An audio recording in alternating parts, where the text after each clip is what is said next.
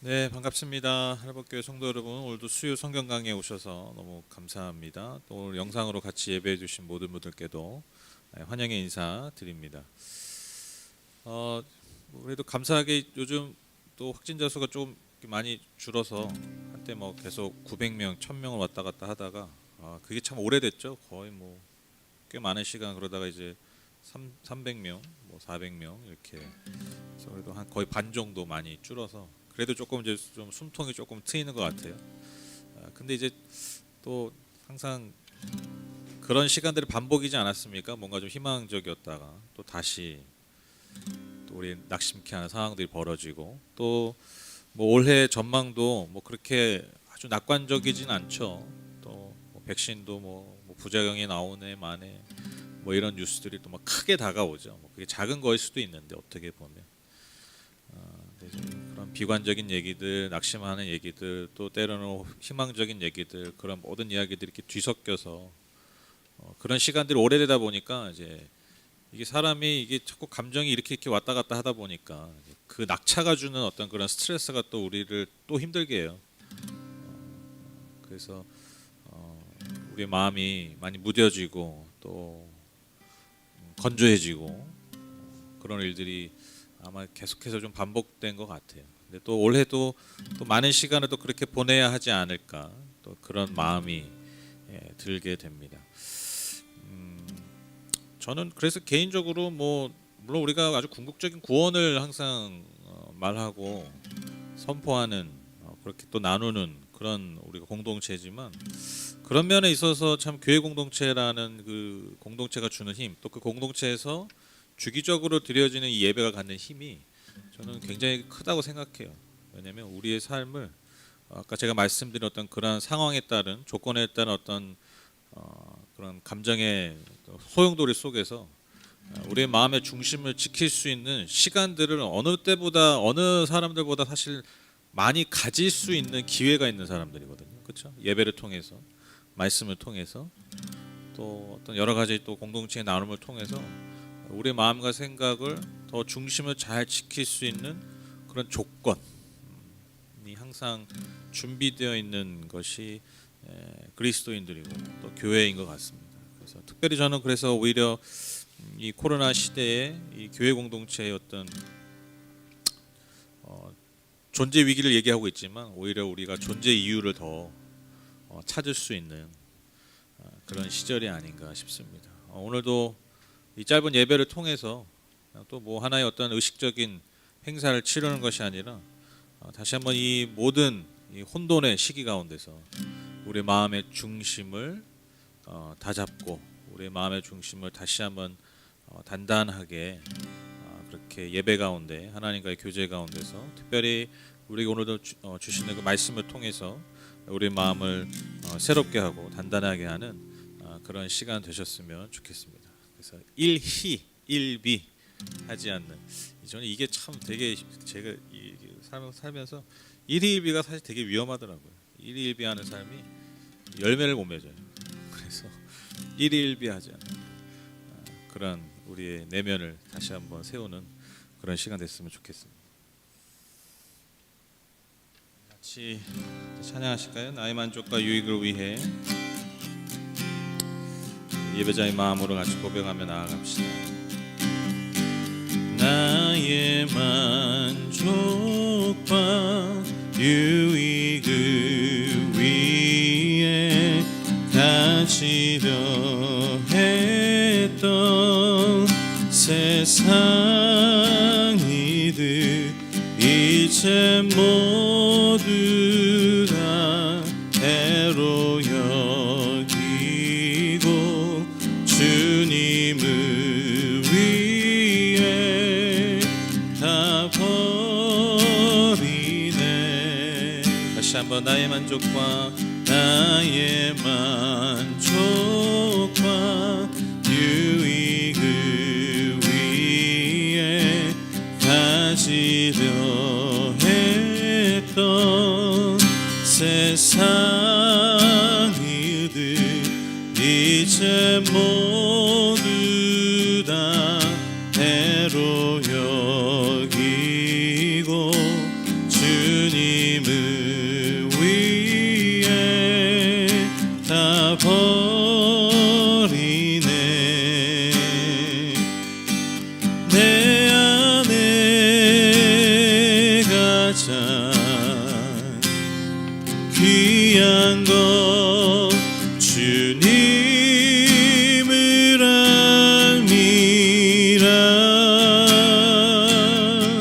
모든 것 되시며 의와 기쁨 되신 주 사랑합니다.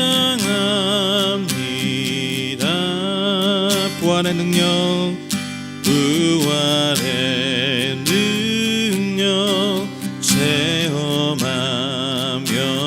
체험하면서 주의 고난에 동참하고 주의 죽으심 본을 받아서 주의 생명에 참여하네.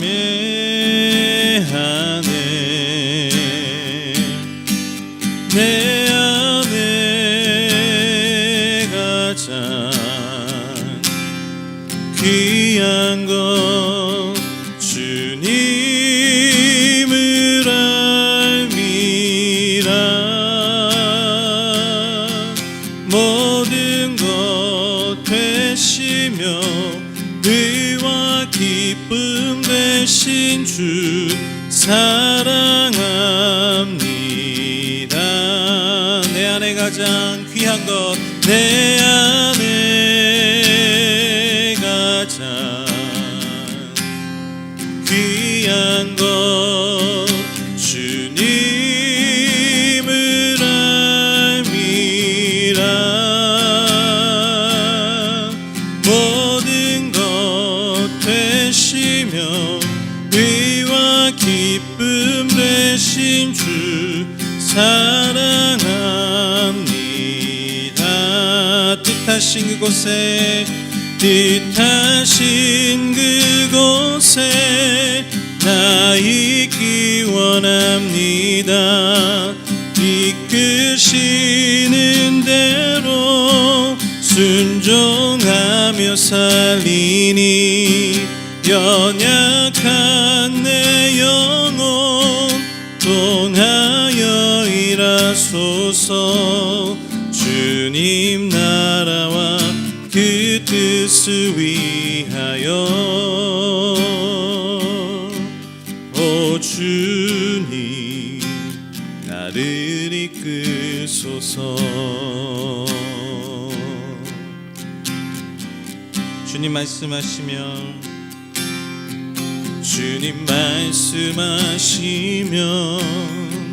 내가 나가리라.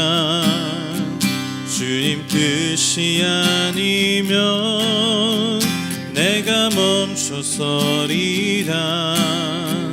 나의 가고 서는 것 주님 뜻에 있으니 오 주님 나를 이끄소서. 다시 한번 고백합니다. 주님 말씀하시면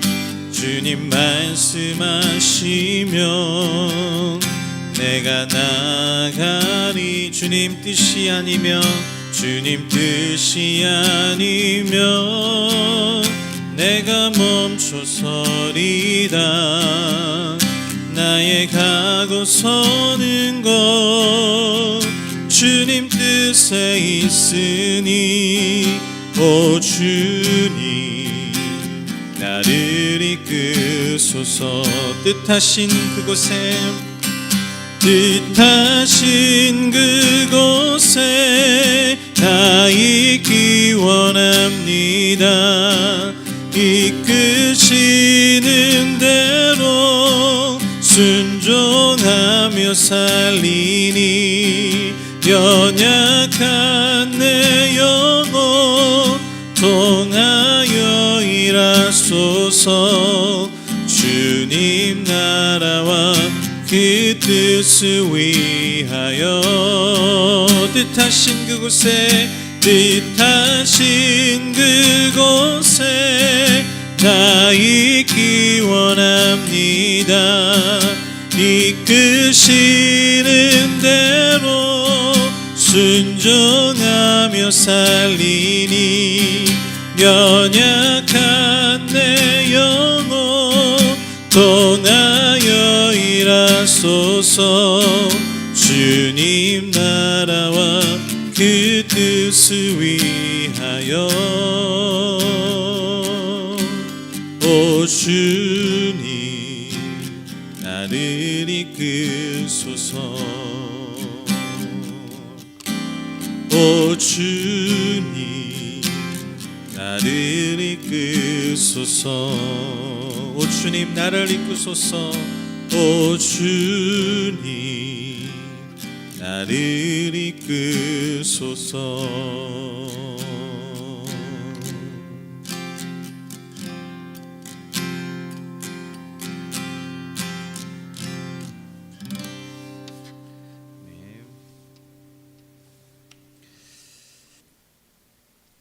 기도하겠습니다. 하나님 감사합니다. 오늘도 수요 성경 강의 이 시간으로 저희를 인도해 주셔서 감사합니다. 하나님 정말 한 치 앞도 내다볼 수 없는 섣불리 전망할 수 없는 하루하루를 또 시작하고 있습니다. 2021년 새로운 희망을 안고 품고 또 바라며 시작하지만 또 곳곳에서 들려오는 소식들이 현상들이 상황들이 올 한 해도 만만치 않을 것임을 우리에게 예고하고 있습니다. 하지만 하나님 그런 모든 상황 가운데서도 우리를 향하신 하나님의 은혜와 손길을 발견할 수 있는 눈을 주시고 또 주님께서 우리에게 베풀어 주시는 그 놀라우신 사랑을 또한 경험하는 그런 모든 상황과 순간들이 될 수 있도록 2021년 우리를 그렇게 인도하여 주시옵소서. 특별히 우리가 하나님의 말씀을 붙들면서 그 말씀이 우리의 삶을 조명하시고 또 비추시는 그 한 걸음 한 걸음을 쫓아서 묵묵히 그러나 즐거이 주님과 함께 동행하며 올 한 해를 또한 채워나갈 수 있도록 성령께서 역사하여 주시옵소서. 수요 성경 강해가 우리의 앞길에 비추는 하나의 등불처럼 우리의 삶을 비추는 말씀이 우리 안에 심겨지는 우리의 손에 들려지는 시간 되기 원합니다. 성령께서 깨닫는 은혜를 주시고 삶 가운데서 풍성하게 열매 맺을 수 있도록 끝까지 함께하여 주시옵소서. 예수님의 이름으로 기도드렸습니다. 아멘. 열왕기상 6장 우리 제가 읽고 우리 전도사님 읽고 여러분들 눈으로 읽어주시면 될 것 같아요. 좀 길어서요. 그렇게 저 두 사람이 그렇게 교독하도록 하겠습니다. 눈으로 따라서 읽어주세요. 이스라엘 자손이 이집 땅에서 나온 지 480년 솔로몬이 이스라엘의 왕이 된 지 4년째 되는 해 15월 곧 둘째 달에 솔로몬은 주님의 성전을 짓기 시작하였다. 솔로몬 왕이 주님께 지어 바친 성전은 길이가 60자이고 너비가 20자이고 높이가 30자이다. 성전의 본당 앞에 있는 현관은 그 길이가 20자로서 그 본당의 너비와 똑같고 그 너비는 성전 본당 밖으로 10자를 더 달아냈다. 그리고 그는 성전 벽에다가 붙박이 창을 만들었는데 바깥쪽을 안쪽보다 좁게 만들었다. 그리고 그 사방에 골방을 만들었다. 성전의 벽 곧 본당 양옆과 뒤로는 쭉 돌아가면서 3층으로 다락을 만들었다. 아래층에 있는 다락은 그 너비가 5자이고 가운데 층에 있는 다락은 그 너비가 6자이고 3층에 있는 다락은 그 너비가 7자이다. 이것은 성전 바깥으로 돌아가면서 턱을 내어서 골방의 석가래가 성전의 벽에 박히지 않게 하였다. 돌은 채석장에서 잘 다듬어낸 것을 썼으므로 막상 성전을 지을 때에는 망치나 정등 새로 만든 어떠한 연장 소리도 성전에서는 전혀 들리지 않았다. 가운데 층에 있는 골방으로 들어가는 문은 성전의 남쪽 측면에 있으며 나사 모양의 층계를 따라서 가운데 층으로 올라가게 하였다. 또 가운데 층에서부터 3층까지도 나사 모양의 층계를 따라서 올라가게 하였다. 이렇게 해서 그는 성전 짓기를 완성하였다. 성전의 천장은 백향목 석가래와 널빤지로 덮었다. 또한 성전 전체에다가 돌아가면서 높이가 저마다 5자씩 되는 다락을 지었는데 백향목 들보로 성전에 연결하였다. 주님께서 솔로몬에게 말씀하셨다. 드디어 내가 성전을 짓기 시작하였구나. 내가 내 법도와 율례를 따르고 또 나의 계명에 순종하여 그대로 그것을 지키면 내가 내 아버지 다윗에게 약속한 바를 내게서 이루겠다. 또한 나는 이스라엘 자손과 더불어 그들 가운데서 함께 살겠고 내 백성 이스라엘을 결코 버리지 않겠다. 솔로몬이 성전 짓기를 마쳤다. 성전의 안쪽 벽에는 바닥에서 천장에 닿기까지 벽 전체에 백향목 널빤지를 입히고 성전의 바닥에는 잣나무 널빤지를 깔았다. 성전 뒤쪽에서 앞쪽으로 20자를 재어서 바닥에서부터 천장의 석가래에 이르기까지 백향목 널빤지로 가로막아서 성전의 내실 곧 지성소를 만들었다. 내실 앞에 있는 성전의 외실은 그 길이가 40자였다. 성전 안쪽 벽에 입힌 백향목에는 호리병 모양 박과 활짝 핀 꽃 모양을 새겼는데 전체가 백향목이라서 석재는 하나도 보이지 않았다. 성전 안에는 주님의 언약궤를 놓아둘 내실을 마련하였다. 성전의 내실 곧 지성소는 길이가 20자, 너비가 20자, 높이가 20자이고 순금으로 입혔으며 백향목 제단에도 순금으로 입혔다. 솔로몬은 성전 내부도 순금으로 입히고 지성소 앞에는 금사슬을 드리웠으며 그 지성소를 모두 금으로 입혔다. 그래서 그는 온 성전을 빠진 곳이 전혀 없도록 금으로 입혔다. 심지어 성소에 속하 있는 제단들까지도 모두 금으로 입혔다. 그는 지성소 안에 올리브 나무로 2개의 그룹을 만들었는데 높이는 각각 10자이다. 그 한 그룹의 한쪽 날개는 5자, 그룹의 다른 쪽 날개 역시 5자이다. 그 날개의 한쪽 끝으로부터 다른 쪽 날개 끝까지는 10자이다. 두 번째 그룹도 10자이며 두 그룹이 같은 치수와 같은 모양이었다. 이쪽 그룹의 높이도 10자이고 저쪽 것도 10자이다. 솔로몬은 그 그룹들을 지성소의 가장 깊숙한 곳에 놓았다. 그룹들의 날개는 펴져 있어서 이쪽 그룹의 한 날개가 저쪽 벽에 닿았고 저쪽 그룹의 한 날개는 이쪽 벽에 닿았다. 그리고 지성소의 중앙에서 그들의 다른 날개들은 서로 닿아 있었다. 그는 이 그룹에도 금으로 입혔다. 그는 성전의 지성소와 외실의 벽으로 돌아가면서 그룹의 형상과 종려나무와 활짝 핀 꽃 모양을 새겼다. 또 그 성전의 지성소와 외실 마루에도 금으로 입혔다. 지성소 어귀에는 올리브나무로 문을 2짝 만들고 그 임방과 문설주는 오각형으로 만들었다. 그리고 올리브 나무로 만든 문 두 짝에는 그룹의 형상과 종려나무와 활짝 핀 꽃 모양을 새겼는데 그룹 모양과 종려나무 모양 위에도 금으로 입혔다. 또 올리브나무로 본당의 외실 어귀를 만들었는데 그 문설주는 사각형으로 만들었다. 그리고 잣나무로 만든 2개의 문이 있는데 한쪽의 문도 두 부분으로 접히고 다른 문도 두 부분으로 접히게 되어 있었다. 그 위에 그룹들과 종려나무와 활짝 핀 꽃 모양을 새겼는데 그 위에 고루고루 금을 입혔다. 또 성전 앞에다가 안뜰을 만들었는데 안뜰벽은 잘 다듬은 돌 3켜와 두꺼운 백향목 판자 한 켜로 벽을 쳤다. 주님의 성전 기초를 놓은 것은 솔로몬의 통치 제4년 12월이고 성전이 그 세밀한 부분까지 설계한 대로 완공된 것은 제11년 불월 곧 8째 달이다. 솔로몬이 성전을 건축하는 데는 7해가 걸렸다. 아멘. 솔로몬의 성전 건축을 이제 우리가 살펴보고 있는데요. 우리가 지난주에는 그 성전 건축에 있어서 가장 중요한 재료였던 백향목을 구하는 그 과정, 우리가 그것을 보면서 또 단지 그 재료를 구한 것이 아니라 그 귀한 재료, 성전 건축의 기초가 결국 화목 또 그 어떤 관계의 어떤 좋은 관계를 통해서 그 열매로 시작되었다라는 것을 이제 우리가 지난 시간에 좀 살펴봤고요. 오늘부터 이제 본격적인 성전 건축의 과정이 기록되고 있는데 오늘 읽으신 6장은 뭐 여러 가지 치수가 나오고 뭐 정신이 없고 잘 눈에 들어오지 않고 머리에 잘 들어오지 않으시겠죠. 근데 이제 쉽게 얘기하면 성전 내외부, 성전 내부와 외부의 어떤 특징들을 잘 소개하고 있습니다. 그래서 좀 단락을 좀 나눠보면 2절에서부터 14절은 성전의 외부 공사 를 다루고 있고요. 15절과 30절은 성전의 내부 공사. 그래서 내부에는 뭐 성소가 있고 또 그 지성소가 있잖아요. 지성소 아시죠? 언약궤가 모셔져 있고 그룹들이 양옆에 있고 그래서 대제사장만 이렇게 들어갈 수 있는 대속죄일에 그 지성소, 그러니까 가장 거룩한 곳, 그 지성소도 있고 그런 것들을 어떻게 지었는가. 그리고 31절에 35절까지는 성전의 문을 어떻게 지었는지 소개하고 있고요. 마지막 36절은 성전의 안뜰이 어떠한 모습이었는지 잘 보여주고 있습니다. 그래서 제가 좀 사진을 구해봤는데요. 이게 솔로몬의 성전. 와, 성경에서 눈을 안 떼시네요. 역시 하나님 말씀이 최고죠. 이제 여기 앞에 제가 화면에 그 솔로몬의 성전을 좀 잘라서 단면이라고 해야 되나요? 그걸 이렇게 보여주고 있습니다. 그래서 이게 성소입니다. 이게 성소고, 그다음에 여기 안에가 이제 지성소죠. 지성소. 여기 이게 언약궤입니다. 이제 뭐 향단이 있고요, 뭐 번제단이 있고, 물두멍 있고, 옆에 이제 양옆으로 이제 그렇게 성경 읽어보시면 알겠지만 그 다락방 같이 만들어 놔서 아마 여기는 이제 성전의 기물들을 잘 보관했던 것 같습니다. 이런 모습이었다는 거. 그래서 안에는 백향목으로 깔고 또 금으로 입히고 온갖 아마 안쪽은 거의 다 황금색이었던 그런 모습이었을 것으로 우리가 예측할 수 있습니다.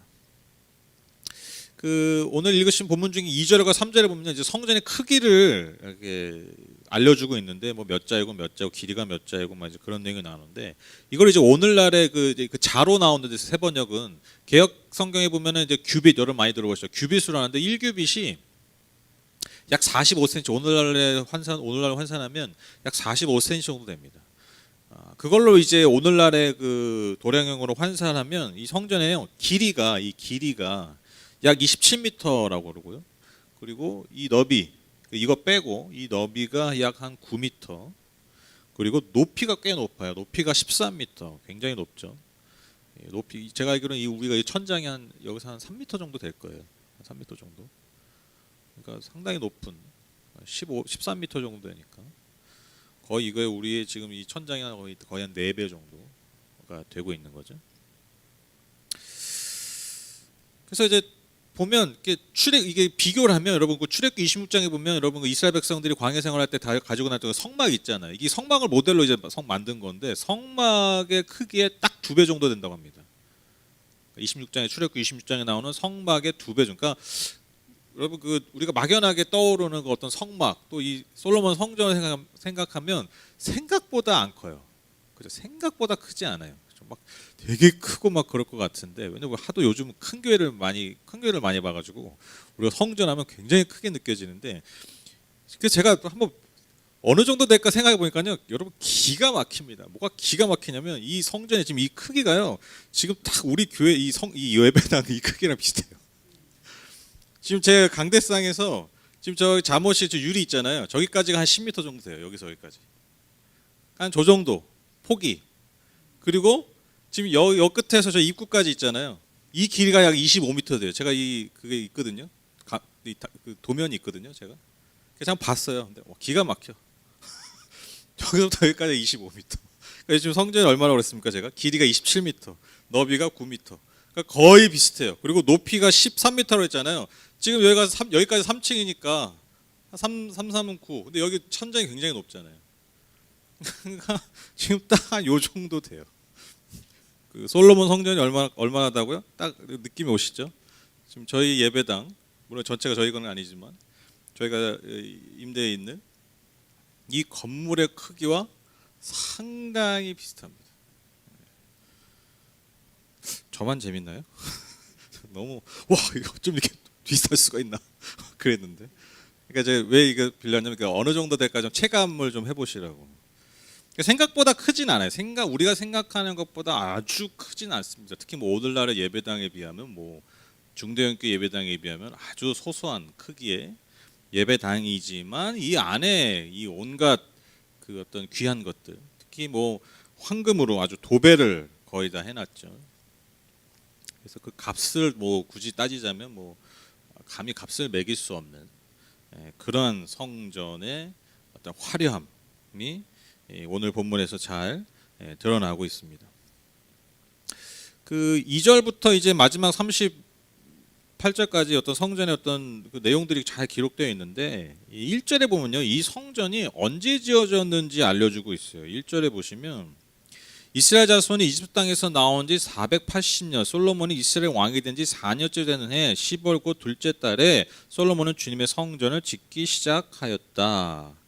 여기서 우리가 주목할 게 뭐냐면 언제 지어졌느냐 그럴 때 그냥 뭐 솔로몬이 통치한 지 몇 년째 이렇게 얘기하면 되는데 굳이 뭘 언급합니까? 이 성전 건축의 시작의 해를 뭐와 연결하고 있냐면 출애굽한지, 그러니까 출애굽 사건과 연결하고 있다는 점이에요. 그러니까 이게 의도가 있다라는 것이죠. 의도가. 그러니까 예를 들면 뭐 우리가 뭐 예를 들면 뭐 이제 장성하셔서 가정을 일구고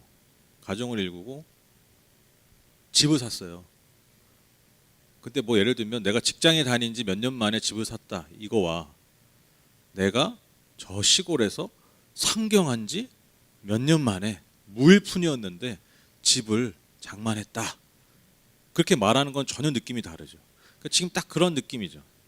우리가 출애굽한 지, 즉 이집트의 애굽에 종살이 하던 때부터 480년 지난 이 시점에 드디어 하나님의 성전을 지었다. 그러니까 이것이 의미하는 바가 뭘까요? 즉 하나님께서 지금까지 이스라엘 백성을 구원하시고 지금까지 인도하신 그 여정의 정점이라는 거예요. 이 성전 건축이. 왜? 이 성전 건축을 통해서 하나님이 정말 영원히 예루살렘과 이스라엘과 이 유대 민족 가운데 함께 하실 것이라는 그 약속으로서, 그 반응으로서 이 성전이 지어진 거잖아요. 그러니까 지금까지 이스라엘 백성을 인도하신 그 하나님과의 관계의 절정이 바로 지금 이 성전 건축의 시작이라는 것이죠. 그래서 의미가 있는 것입니다. 그리고 아까 제가 잠깐 언급했지만 성전 건축에서 또 하나 우리가 주목할 게 뭐냐면 성전 내부가 백향목과 금으로 둘러서 매우 화려하게 귀하게 지어졌다라는 점이죠. 그러니까 뭐 최고의 어떤 재료들로 지어졌다는 것은 이 성전이 하나님께 드릴 예배의 모습이 어떠해야 되는가. 그러니까 우리가 드릴 하나님께 최고의 것으로, 최고의 제물로서 하나님을 예배해야 된다라는 것을 말하기도 하지만, 또 이 성전의 이 최고의 제물이 말하는 게 또 뭐겠습니까? 그 성전에 계신, 우리가 예배하는 대상이신 그 하나님의 그 가치, 그것을 또한 극대화해서 표현했다라고 볼 수 있어요. 그러니까 우리가 드릴 예배가 어떠해야 되는가도 얘기하는 거지만, 우리가 예배를 드릴 대상이 어떠한 분인가. 그래서 여러분, 제물을 보면 그 대상을 알 수 있잖아요. 그 신을 알 수가 있잖아요. 그래서 여러분, 뭐 이상한 영화 뭐 귀신 나고 보면은 그 이상한 귀신들은 이상한 재물 원하잖아요. 그렇죠? 뭐 이상한 피를 원하고, 뭐 이상한 짐승 잡아야 되고, 뭐 희귀하게 막 재물을 잡아야 되고, 뭐 이런 게 있죠. 막 그걸 또 막 만족해하고 막 그런 귀신들 막 나오잖아요. 그러니까 재물을 보면 그 신의 속성이 드러나요. 그러니까 여러분, 우리가 이 성전을 통해서 하나님이 어떠한 분이신가, 우리가 예배드릴 대상이 어떠한 분인가를 또한 잘 드러낸다고 할 수 있습니다. 그런데 오늘 이제 본문에서 제가 가장 주목해서 본 말씀이 뭐냐면, 뭐 성전 건축의 과정과 그 모습도 중요하겠지만, 여러분, 이 성전 건축 가운데 갑자기 하나님이 솔로몬에게 하신 말씀이 있었어요. 성전의 내부 공사와 성전의 외부 공사를 하는 그 딱 중간에, 그 사이에 하나님께서 솔로몬에게 주시는 말씀이 있습니다. 11절 13절인데 읽어볼까요? 주님께서 솔로몬에게 말씀하셨다. 드디어 네가 성전을 짓기 시작하였구나. 내가 내 법도와 율례를 따르고 또 나의 계명에 순종하여 그대로 그것을 지키면 내가 내 아버지 다윗에게 약속한 바를 내게서 이루겠다. 또한 나는 이스라엘 자손과 더불어 그들 가운데서 함께 살겠고 내 백성 이스라엘을 결코 버리지 않겠다. 하나님께서 지금 이 솔로몬 건축하고 있을 때 하나님이 솔로몬 나타나서 뭐라고 말씀하십니까? 그 선대 왕인 다윗과 또 그 자신에게 하셨던, 그가 왕이 되었을 때 그 자신이 하셨던 그 하나님의 약속, 이스라엘 그 다윗 가문에 하신 그 약속을 다시 한번 상기시키시죠. 내가 너희와 함께하고 내가 너를 지키겠다, 영원히 버리지 않겠다, 그렇게 약속하십니다. 그 이 왕국을 영원히 내가 지켜주고 함께하겠다라는 그 약속을 다시 한번 상기시키죠. 그런데 여러분 잘 보세요. 그 조건이 무엇입니까? 이 하나님과 이 약속이 영원히 지켜지는 조건이 뭐예요? 이스라엘 백성들이 솔로몬 왕을 필두로 해서 시작으로 그 모든 이스라엘 백성들이 하나님의 말씀을 잘 듣고 잘 순종하는 것이라는 거예요. 이걸 다시 한번 말씀하신 거죠. 이게 왜 중요한 말씀이냐면, 여러분, 하나님이요, 성전이 크고 성전이 멋있고 그래서 반응하신 게 아니라는 거예요. 제가 아까 뭐 성전의 크기와 성전의 화려함 뭐 이런 거 언급했지만, 여러분 오늘 말씀해 보시면 하나님이 성전 건축했다고 야 너무 좋다 이거 칭찬하고 계신 게 아니잖아요. 그렇죠? 뭐 말씀하셨어요? 12절에 보시면 드디어 내가 성전을 짓기 시작하였구나. 끝이에요. 야 너무 좋다. 와, 야 따라라라따 따라라라라. 그 옛날에 뭐 이렇게 뭐 좋은 집 이렇게 막 바꾼 거. 야 내가 지금까지 누추한 곳에 있어. 내가 너무 좋다. 야 솔로몬 너 진짜 최고다. 내가 너를 얼마나 사랑하니. 내가 너와 함께 할 거야. 내가 너를 지켜줄 거야. 네 왕국을 내가 영원히 지켜줄 거야. 그게 아니에요. 야 성전 건축 시작했냐? 잘 들어. 약간 이런 분위기죠. 성전 잘 지었어. 근데 잘 들어. 뭐로 말씀하신 거예요? 그러니까 더 내 말을 잘 듣고 나를 잘 따라오라는 거예요. 그럼 내가 너와 영원히 함께하겠다. 그러니까 하나님은요 보시면 알겠지만 인간은요 막 크기가 얼마나 하고 제가 막 크기 관심 가지고 뭐 안에 재료 관심 가지고 치수가 어쩌고 저쩌고 막 이런 거만 관심 가지잖아요. 근데 하나님 뭐에 가지고 성전은 하나님은요 그 성전의 그 어떠한 화려함에도 관심을 두지 않았어요. 하나님이요 그 성전에 지은 재료나 뭐 재물의 그 어떠한 화려함에도 하나님이 그 마음을 움직이지 않으셨다라는 거예요. 거기서 드려지는 어떠한 재물의 양과 그 재물의 질에 현혹되지 않으신다라는 거예요. 하나님께 중요한 게 뭡니까? 그 성전에서 예배하는 한 사람 한 사람의 삶을 지켜보시겠다라는 거예요. 이게 중요한 겁니다. 이게 영원히 변치 않은 예배의 본질이에요. 하나님과의 관계의 본질이에요. 우리는 성전의 화려함으로 승부를 보려 하잖아요. 때로는 내가 드리는 예배의 양과 예배의 질로 하나님의 마음을 움직이려고 하잖아요.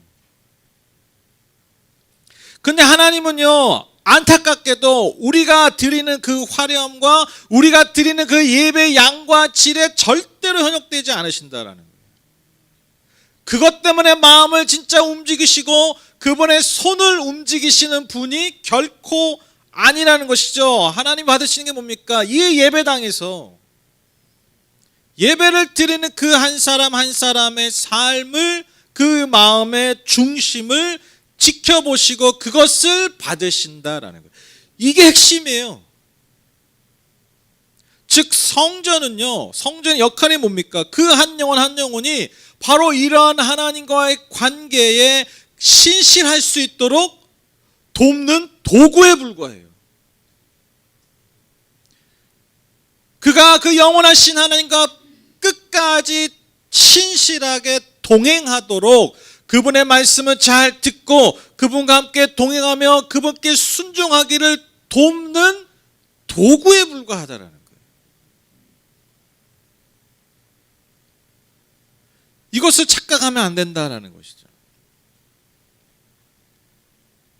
근데 여러분 안타깝게도 시대를 초월해서 모든 공간과 세대를 초월해서 우리가 하나님 앞에 반복하는 실수가 뭐냐면 우리의 솔로몬 성전으로 하나님의 마음을 움직이려 한다는 것입니다. 도구는 도구에 불과한데 또 어느 순간 그 도구가 목적이 돼버려요. 주객이 전도되는 상황을 우리가 계속해서 만들어간다는 것입니다. 여러분 우리에게 솔로몬 성전이 뭐가 있을까요? 우리에게 솔로몬의 성전, 우리가 지는 솔로몬 성전이 뭐가 있을까요? 저는 뭐 대표적인 게 뭐 우리 한국 교회가 자랑했던 것들 뭐가 있습니까? 첫 번째로 큰 교회, 큰 성전. 그러니까 여러분 왜 처음에 사실 왜 큰 성전을 왜 지었어요? 처음에 사람이 너무 물밀듯이 들어오니까 같이 예배 하나님의 막 부르고 치니까 우리가 하나님 앞에 함께 예배하기 위해서 네 진짜 예전에 뭐 땅 팔고 집 팔고 해가지고 성전 짓고 그랬잖아요. 정말 그렇게 했잖아요. 기쁨과 막 헌신으로 즐거운 마음으로 마치 다윗이 성전을 짓지는 못했지만 그 재료를 준비할 때 이스라엘 백성들이 기꺼운 마음으로 마음에 정말 기뻐함으로 그 재물을 바쳐가서 성전 건축을 준비한 것처럼 그게 목적이었단 말이에요. 근데 어느 순간 뭐가 목적이 돼요? 성도들을 그러니까 사람들이 영혼들이 몰려들어서 성전을 크게 지었는데 이제는 뭐가 어떻게 이거 바뀌었냐면 그 있는 성도를 가지고 야 더 큰 거 지자고 그래. 말은 항상 뭐라고 해요? 그게 하나님께 영광이라는 거죠. 자기들이 다 열심히 계획하고 자기들이 다 열심히 해서 정해놓고 하나님이 다 하셨대. 나는 한 적이 없는데 자기들이 다 해놓고 하나님이 하셨다고.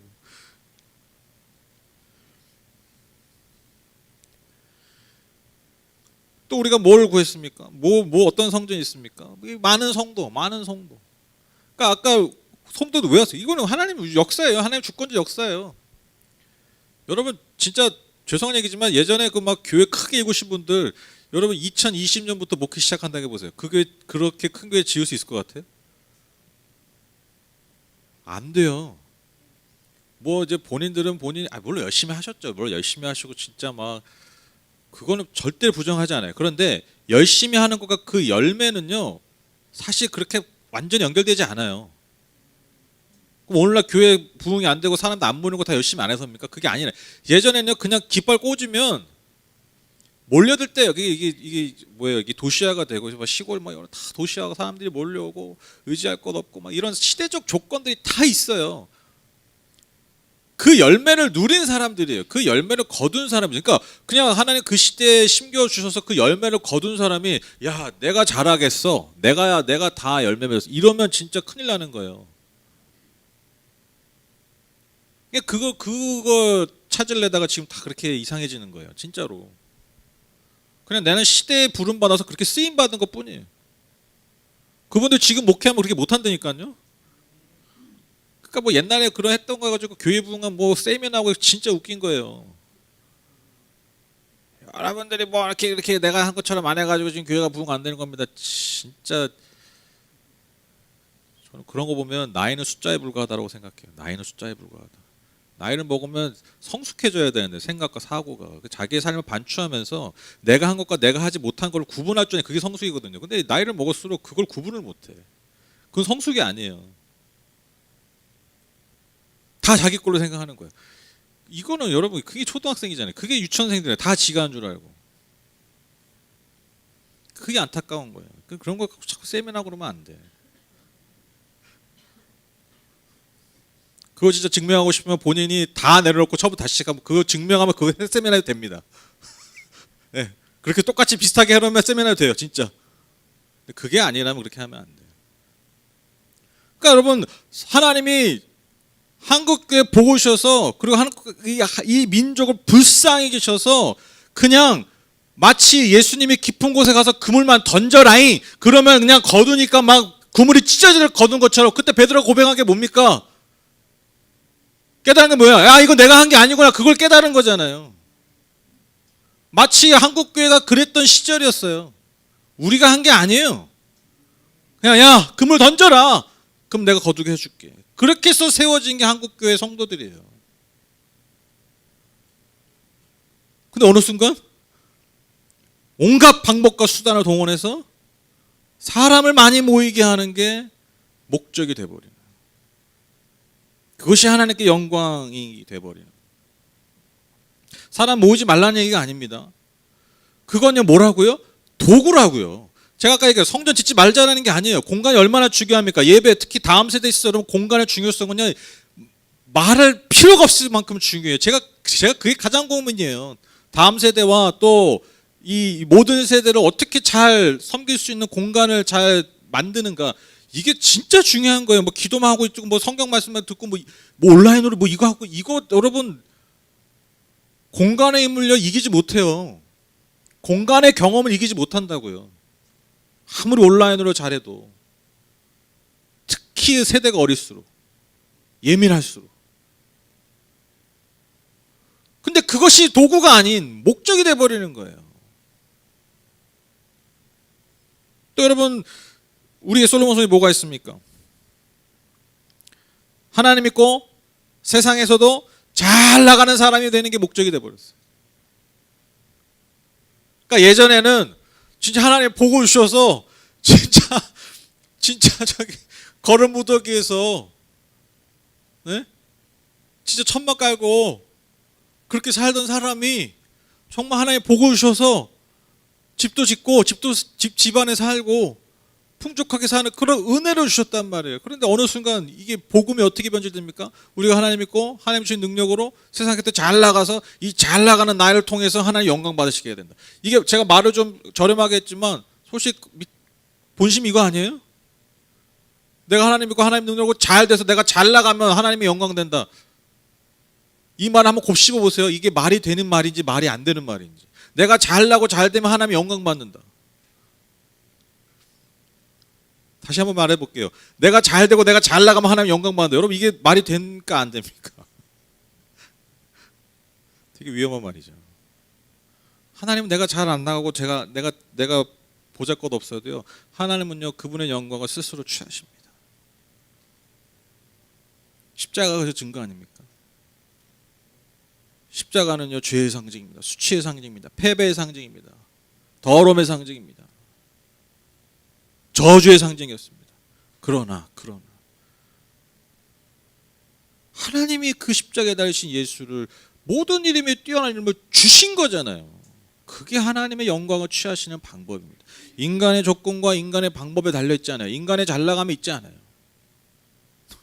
또 오해하지 마세요. 그럼 내가 잘나가지 말라냐. 그게 아니잖아요. 그건요 도구라고요. 도구. 내가 하나님께 영광 드릴 수 있는 도구에 불과한 거지, 그게 내가 하나님을 믿는 목적이 되면 안 된다라는 거예요.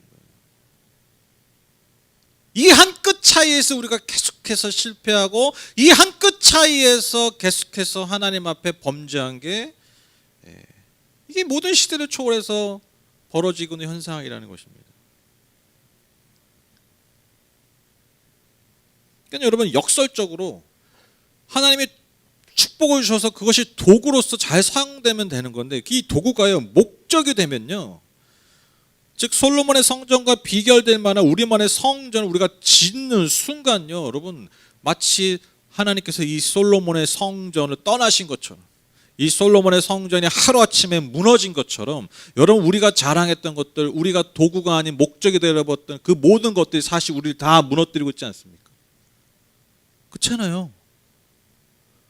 우리가 자랑하고 우리가 도구에 불과했던 것들이 우리의 목적이 되는 순간, 여러분, 그 성전이 진짜 이 세상 가운데서 무너져 버리잖아요. 제가 아까 말씀드린 것들, 우리가 자랑했던 큰 교회, 많은 성도, 많은 힘, 그게 오히려 지금 한국 교회를 다 무너뜨리고 있지 않습니까? 지금 너무 여실히 보시고 계시잖아요. 이 코로나 기간을 통해서. 그렇죠? 그러니까 뭐 얼마 전에 그 인터컵이라는 선교단체가 또 그것 때문에 700명이 넘게 확진자가 나왔어요. 자, 잘 들으세요. 선교가 나쁜 겁니까? 너무 귀하죠. 저희 교회 또 얼마나 선교에 관심이 많습니까? 선교 너무 귀하죠. 근데 저는 딱 그거라고 생각해요. 그게 목적이 돼버린 거예요. 인간의 목적. 야, 빨리 복음화 해가지고, 야, 빨리 저기 세상을 복음화 시키자. 약간 제가 인터컵 단체 좀 아는데, 약간 분위기가 이거예요. 약간 뭐라고 그럴까, 좀 이렇게 무슨 그 옛날에 뭐 그 북한 막 이런 데 고난의 행군 막 이런 것처럼 빨리 뭐 극복해가지고 빨리 끝내버리자. 그러니까 이게 왜 이게 어떻게 보면 열심인데, 어떻게 보면 뭐냐면 하나님의 역사, 하나님 나라의 완성을요 우리의 힘에 달려 있는 것처럼 착각하게 만드는 거예요. 굉장히 큰 교만이에요. 선교를 그렇게 할 수 있다고요. 선교를. 근데 다시 말씀드립니다. 아무리 고상한 선교도 그게 하나님을 위한 도구가 아니라 목적이 돼버리면 인간의 영광으로 돼버려요. 인간의 짓는 솔로몬의 성전이 돼버린다는 거예요. 그러니까 뭐 그걸 통해서 뭐 어떤 민족이 구원받고 뭐 세워지고, 그게 다 그냥 여기다 덕지덕지 발라버리는 금에 불과하다는 거예요. 백현목에 불과한 거예요. 하루 아침에 무너집니다. 저는 이번에 조심스럽지만 뭐 이게 뭐 이 영상도 볼려나 모르겠네. 왜냐면 제 주변에 인터컵들이 꽤 있거든. 잘 지내요. 사람들은 좋아. 근데 하여튼 안타까워요. 저는. 그분들이 물론 역할이 있어요. 그런데 그러니까요, 그분들이 악이다 이게 아니라 돌이켜야 될 부분이라는 거예요. 돌이켜야 돼요.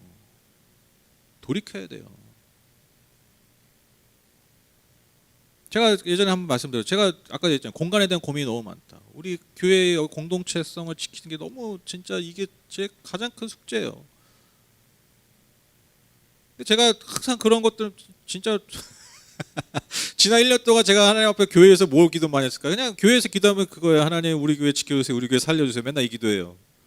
뭔 기도가 필요하겠어. 이 시대에 하나님 교회 지켜주세요. 교회 살려달라. 이게 제 기도 제목이에요. 근데 제가 그런 기도를 막 하다가도 중간중간 제가 그런 생각 한다니까요. 하나님, 우리 교회가 왜 살아야 됩니까? 우리 교회가 왜 지켜져야 됩니까? 우리가 왜 좋은 공간에서 예배를 드려야 됩니까? 좋은 게 좋은 거고, 그러다 보니까 그게 목적이 돼버리면, 좋아지는 게 목적이면, 좋은 데서 예배드리는 게 목적이 돼버리면, 우리가 그냥 교회가 유지되고 지켜지고 성장하는 것이 그 자체가 목적이 되는 게 아니라, 왜 그렇게 돼야 되는가? 왜?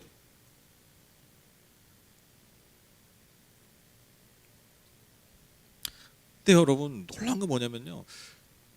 하나님이요. 이 성경 역사를 보도 그렇고 그 이후 역사도 그렇고 도구가 도구임에 불과한 것을 부단히 싸우면서 그 본질을 붙드는 자들을 통해서 하나님 일하시고요. 그들에게 복을 주시고 그들에게 통해서 이 땅을 축복하신다는 거예요. 진짜 복을 주신다. 진짜. 저는 그래서 우리 교회가 또 우리 하늘복교회 우리 하늘복교회 모든 성도님들이 예배를 드린 모든 분들이 그 라인에 좀 서셨으면 좋겠어요. 그 라인. 그 라인. 누가 뭐래도 우르르 솔로몬 성전에 막 달려가고 솔로몬 성전에 금붙이라도 하나 더 붙이려고 하는 게 아니라 내가 이 화려한 성전 앞에서 무엇을 생각하고 무엇을 바라보고 무엇을 주님 앞에 드릴까? 여러분 단순한 진리를 기억하십시오. 단순합니다. 진리는 어렵지 않아요. 도구는 도구일 뿐입니다. 오늘 설교의 제목 도구는 도구일 뿐이다. 이게 무슨 뭐 그냥 뭐 일반적인 말 같지만요. 이게 신앙에 있어서 신앙뿐만 아니라 신앙을 초월하는 거죠. 모든 삶에 있어서 이것만큼 진짜 중요한 말이 또 없어요. 우리 삶의 많은 문제들이 도구가 목적이 될 때 벌어집니다. 그렇죠? 도구가 목적이 될 때. 뭐가 진짜 내 삶의 중요한 목적인지 잃어버릴 때 도구가 목적이 돼버려요. 하물며 여러분 하나님과 관계에 있어서는 어떻게 했습니까? 그렇죠? 그러니까 솔로몬이 얼마나 지금 잘 져요. 얼마나 좋은 마음으로 져요. 하나님 또 말씀하시는 거예요. 얘야 성전 짓는구나. 내 말 잘 들어야 돼. 나를 잘 따라오려. 내가 원하는 건 그거란다. 네가 열심히 하는 거 좋아. 네가 이렇게 화려하게 좋은 걸로 하는 거 좋아. 좋아. 나쁘지 않아. 그런데 그건 사실 그렇게 중요한 건 아니야. 내가 원하는 건 사실 그게 아니야.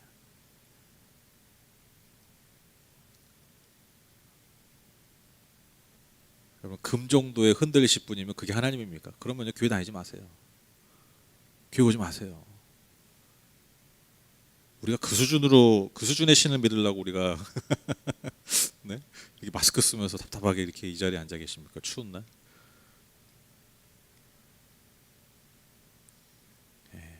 여러분 하나님 얼마나 놀라우신 분인지 하나님 얼마나 좋으신 분인지 우리의 마음의 중심을 진짜 원하신다는 거. 이 예배의 본질 우리가 회복할 때 이 솔로몬의 영광, 솔로몬 성전의 영광과는 비할 수 없는 영광으로 저와 여러분의 삶에 함께 해주실 줄 믿습니다.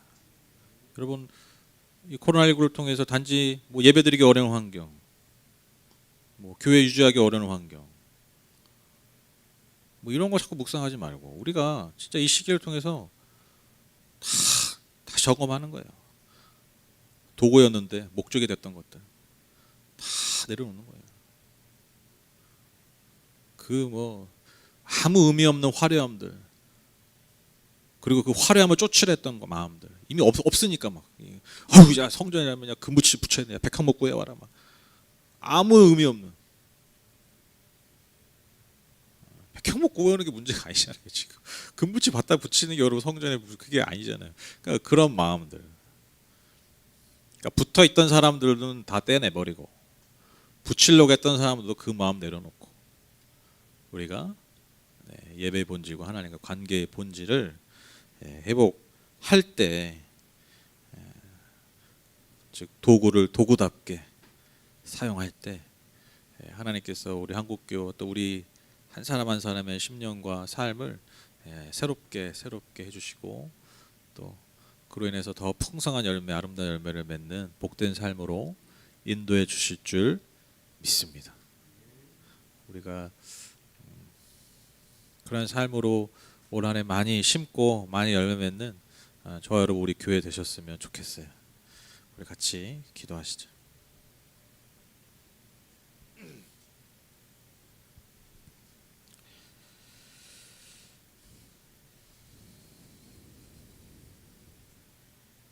하나님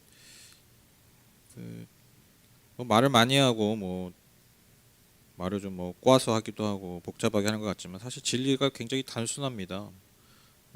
사실 한 문장이면 다 됩니다. 도구는 도구일 뿐입니다. 도구가 목적이 되는 것만큼 우리의 삶을 망가뜨리는 게 없습니다. 하물며 하나님과 관계에 있어서 도구가 목적이 될 때 우리가 알게 모르게 얼마나 왜곡된 삶과 신앙으로 우리를 이끌어가는지 모릅니다. 주여 우리를 불쌍히 여기셔서 정말 도구를 도구답게 잘 구할 수 있고 사용할 수 있는 우리가 되게 하여 주시옵소서.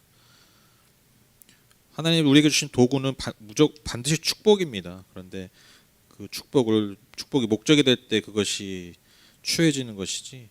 그래서 우리가 필요한 도구가 있다면 당당하게 간절하게 또한 구할 수 있는 담대하게 구할 수 있는 우리의 믿음 되게 하여 주시고 또 그 구한 것을 또 받은 것을 도구답게 또 잘 사용할 수 있는 지혜로운 하나님의 마음을 가진 신앙인들 되게 하여 주시옵소서. 그래서 그 모든 것을 통해서 정말 하나님 나라를 잘 세우는 그 목적을 잘 우리가 쫓으며 순종하며 살게 하여 주시고 이 본질에 응답하는 이 목적에 기쁨으로 응답하는 우리 모든 성도님들 한 분 한 분의 삶을 주님께서 또한 기뻐 받아주시고 축복하여 주시옵소서. 하나님 오늘도 주님 앞에 예물을 드립니다. 우리의 삶을 담아서 우리의 뜻을 담아서 우리의 땀을 담아 우리의 눈물을 담아 주님 앞에 드립니다. 주님께서 이 모든 예물을 기쁘게 흠양하여 주시고 드린 손길과 드린 삶 모든 영역 가운데 오직 주님만이 주실 수 있는 은혜와 복으로 넘치도록 채워 주시옵소서. 예수님의 이름으로 기도드렸습니다. 아멘.